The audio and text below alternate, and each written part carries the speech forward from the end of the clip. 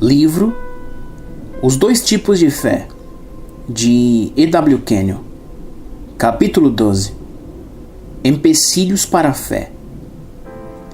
A fé nunca supera a sua própria confissão. Não nos referimos à confissão de pecados, mas à confissão da palavra. Se confessarmos fraqueza e fracasso, destruímos a fé. Quando ousadamente fazemos uma confissão de que nossas doenças foram colocadas sobre Jesus e conservamos firme essa confissão, trazemos Deus à cena. Algumas vezes, a falta de conhecimento nos impedirá de fazer uma confissão ousada. Não agimos sobre a palavra além de nosso conhecimento. A fé cresce com o entendimento da palavra. A falta de conhecimento sobre nossa redenção e nossos direitos redentores é frequentemente a razão para a incredulidade. Falta de entendimento. A falta de entendimento quanto ao que significa a nova criação e quanto ao que ela é realmente é um empecilho para a nossa vida de fé. Muitas pessoas não sabem que têm a vida eterna. Elas pensam de si mesmas como sendo salvas do pecado. Muitas pessoas não têm a mentalidade de ter Deus dentro de si. A falta de entendimento quanto à sua posição em Cristo e a posição de Cristo nas suas vidas, a falta de entendimento da justiça, do que ela é e do que ela confere, mantém mais pessoas em cativeiro do que talvez qualquer outra coisa. Quando sabemos que somos a justiça de Deus em Cristo, saímos do espaço apertado do fracasso e da fraqueza em que temos vivido, para a plenitude sem limites de Deus. A falta de entendimento quanto ao nosso direito legal de usar o nome de Jesus nos mantém preso e nos leva a um senso de fraqueza. Mas quando sabemos o que o nome fará, podemos vencer Satanás e desfrutar da vitória. Muitos são os fracassos por causa da falta de entendimento acerca da confissão.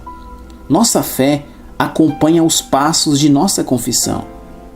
Somos mantidos em prisão porque nos falta entendimento quanto a agir sobre a palavra. Tentamos crer. Tudo o que é necessário, porém, é que hajamos em função do que Deus diz. Se sabemos que a palavra é verdadeira e agimos como ela sendo a verdade, ela se torna uma realidade em nossas vidas. A fé real é filha do conhecimento da palavra. As duas confissões.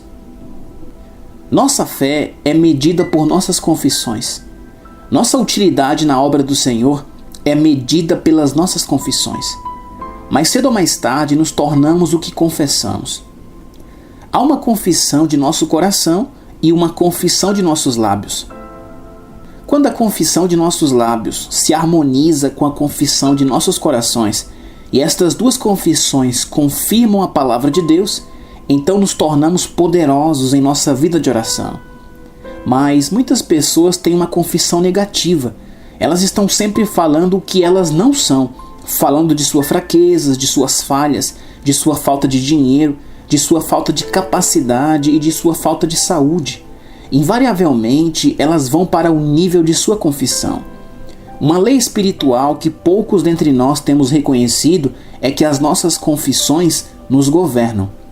Quando confessamos seu senhorio e nossos corações concordam plenamente com isso, então entregamos nossas vidas ao seu cuidado. Esse é o fim da preocupação, o fim do medo e o começo da fé. Quando cremos que ele se levantou dentre os mortos por nós e que pela sua ressurreição venceu o adversário e o aniquilou por nós, quando isto se torna a confissão de nossos lábios e de nossos corações, tornamo-nos uma força para Deus. Se temos aceitado Jesus como nosso Salvador e o confessado como nosso Senhor, somos novas criações, temos a vida eterna, temos a posição de filhos, somos herdeiros de Deus e co-herdeiros com Jesus Cristo. No momento em que reconhecemos o fato de sua efetiva ressurreição, então sabemos que o problema do pecado está resolvido. Sabemos que Satanás foi eternamente derrotado por nós. Sabemos que estamos unidos à divindade. Sabemos que chegamos à família de Deus. Sabemos que a capacidade de Deus se tornou nossa. Isto pode não ficar evidente para nós de uma só vez, Mas, à medida que estudamos a palavra, agimos sobre ela, vivemos nela e deixamos que ela viva em nós, ela se torna talvez vagarosamente, porém certamente uma realidade viva. Essa realidade é desenvolvida através de nossa confissão. Confessamos seu senhorio e declaramos diante do mundo que ele é o nosso pastor e que nada nos faltará. Confessamos que ele nos faz repousar em pastos verdejantes e que ele nos conduz às águas de descanso. Confessamos que ele restaurou nossas almas a uma doce e maravilhosa comunhão consigo mesmo. Confessamos que ele nos tornou novas criações, que as coisas velhas já passaram e eis que todas as coisas se tornaram novas e que nos tornamos a justiça de Deus em Cristo. Confessamos destemidamente diante do mundo a nossa completa unidade e união com ele. Declaramos que ele é a vinha, que nós somos os ramos, que os ramos e a vinha são um. Declaramos que somos participantes da natureza divina que habitava nele quando ele andava na Galileia. Estas são as nossas confissões. Ficamos sabendo que Satanás está derrotado, que os demônios estão sujeitos ao nome de Jesus em nossos lábios, que a doença não pode existir na presença do Cristo vivo em nós. Agora, ousamos agir em face do que sabemos que a palavra ensina. Ousamos assumir nosso lugar e confessar diante do mundo que o que a palavra diz sobre nós é verdade. Deixamos a confissão de fracasso, fraqueza e incapacidade, porque Deus se tornou nossa capacidade, Deus se tornou nossa suficiência, e Ele nos fez suficientes como ministros de uma nova aliança. Confessamos que Ele nos tomou do antigo estado no qual o fracasso reinava para um novo estado de vitória, alegria e paz. À medida que fazemos nossa confissão e agimos sobre a palavra, nossa fé cresce e nossa redenção se torna uma realidade. A confissão correta. Jesus disse: porque eu não tenho falado por mim mesmo, mas o Pai que me enviou, esse me tem prescrito o que dizer e o que anunciar. João 12:49. Toda a cura que Jesus realizou foi feita através da palavra de seu Pai. Toda a palavra que falou era a palavra do Pai. Jesus sabia quem era, conhecia seu lugar, conhecia seu trabalho, era sempre positivo em sua mensagem. Sabia que as palavras que falava eram as palavras de seu Pai. Assumia seu lugar como filho, cumpria seu papel. Confessava continuamente sua filiação. Jesus sempre confessava o que era. Ele dizia: eu sou o bom pastor, eu sou o pão da vida, eu sou a água da vida, Deus é meu Pai, eu sou a luz do mundo. Em João 5, do 19 ao 30, Jesus faz 10 declarações sobre si mesmo. Elas, na verdade, são confissões, e cada uma delas o relaciona à divindade. Ele estava falando a própria palavra de seu Pai. João 7,29 diz: eu conheço porque venho da parte dele e fui por ele enviado. Ele não somente confessou o que era, mas também confessou destemidamente o que o homem seria depois que se tornasse uma nova criação. João 15,5 diz: eu sou a videira, vós os ramos. João 7,38 e 39 diz: quem crê em mim, como diz a Escritura, do seu interior fluirão rios de água viva. Isto ele disse com respeito ao Espírito que havia de receber os que nele crescem, pois o Espírito até aquele momento não fora dado porque Jesus não havia sido ainda glorificado. Que espécie de confissão era essa? Quão real se tornou no dia de Pentecostes? João 8, 54 e 55. Respondeu Jesus: se eu me glorifico a mim mesmo, a minha glória nada é. Quem me glorifica é meu Pai, o qual vós dizeis que é vosso Deus. Entretanto, vós não o tendes conhecido. Eu, porém, o conheço. Se eu disser que não o conheço, serei como vós, mentirosos, mas eu o conheço e guardo a sua palavra. João 17,5 diz: e agora, glorifica-me, ó Pai, contigo mesmo, com a glória que eu tive junto de ti, antes que houvesse mundo. Esse era um testemunho notável. João 17,26 diz: eu lhes fiz conhecer o teu nome e ainda o farei conhecer. Jesus conhecia o novo nome que Deus haveria de receber. João 17,6 diz: manifestei o teu nome aos homens que me deste do mundo. Tenho convicção de que o novo nome do qual Jesus fala aqui é Pai.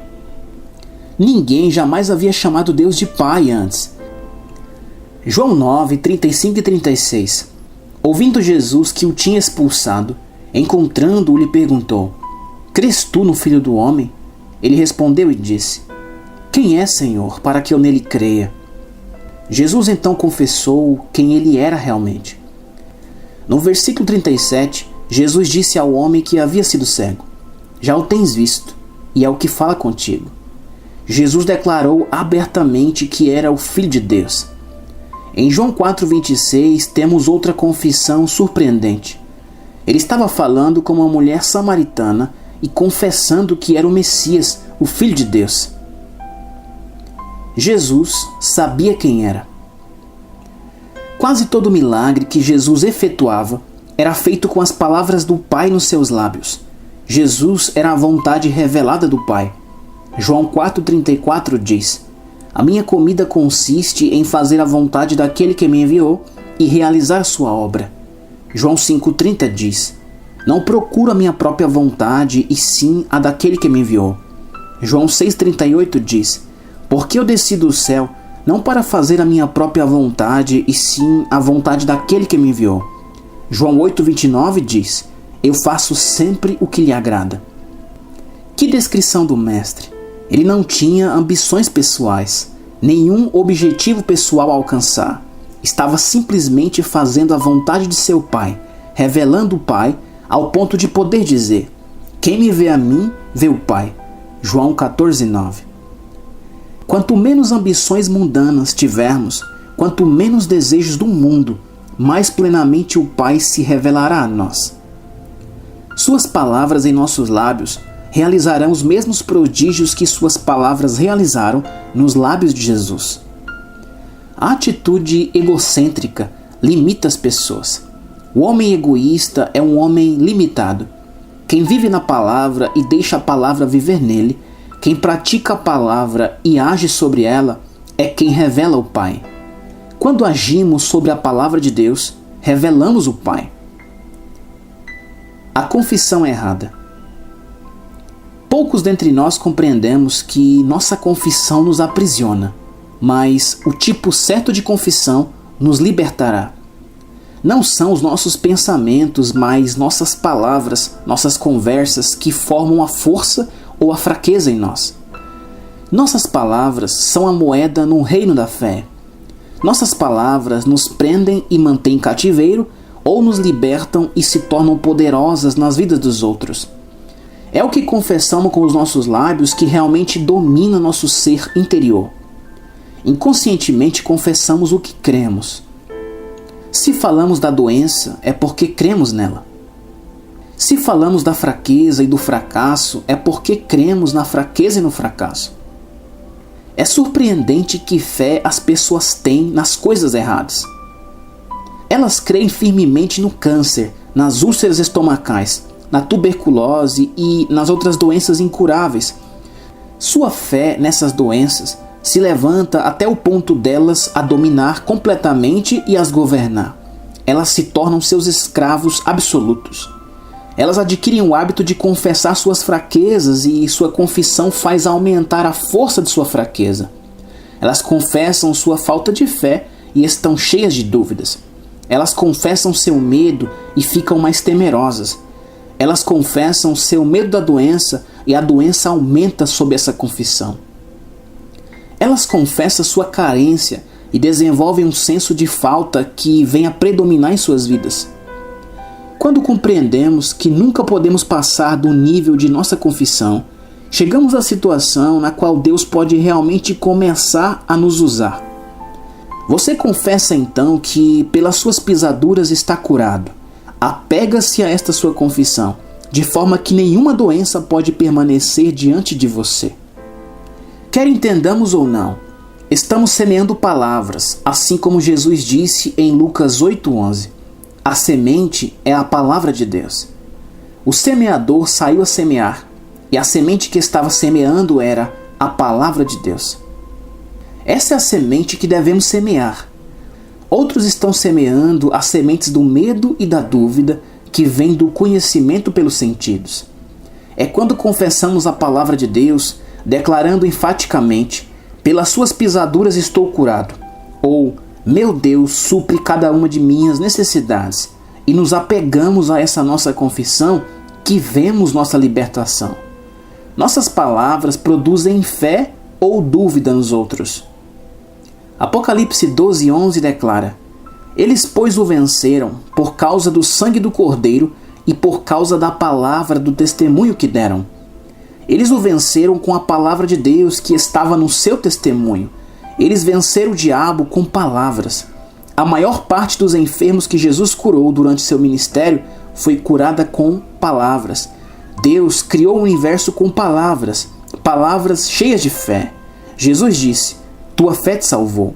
Ele disse para o morto Lázaro: vem para fora. Suas palavras levantaram o morto. Satanás é vencido por meio de palavras. Ele é derrotado por palavras. Nossos lábios se tornam um meio de transporte do livramento de Deus, vindo do céu para as necessidades do homem aqui na terra.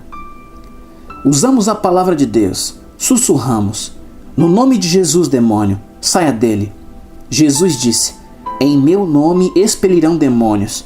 Em meu nome vocês imporão as mãos sobre os enfermos e eles ficarão curados. Tudo através de palavras. Questiono se as mãos impostas fazem mais do que apenas ajudar os sentidos. É apenas a palavra que cura. Jesus disse: e tudo quanto demandardes em meu nome, isso farei. Em grego, a palavra geralmente traduzida por pedir significa demandar. Estamos demandando, assim como Pedro fez na Porta Formosa quando disse: em nome de Jesus Cristo Nazareno, anda. Palavras curaram esse homem. Agora fazemos nossa confissão de palavras. Apegamo-nos à nossa confissão. Recusamo-nos a ficar vencidos em nossa confissão. João 8,32. E conhecereis a verdade, e a verdade vos libertará. Ou João 8,36. Se, pois, o Filho vos libertar, verdadeiramente sereis livres. Sabemos que o Filho nos libertou e confessamos isso. Jesus é o sumo sacerdote da nossa confissão. Jesus venceu os inimigos da humanidade, Satanás, a doença, o medo, a morte e a necessidade. Ele tornou esses inimigos cativos e libertou o homem.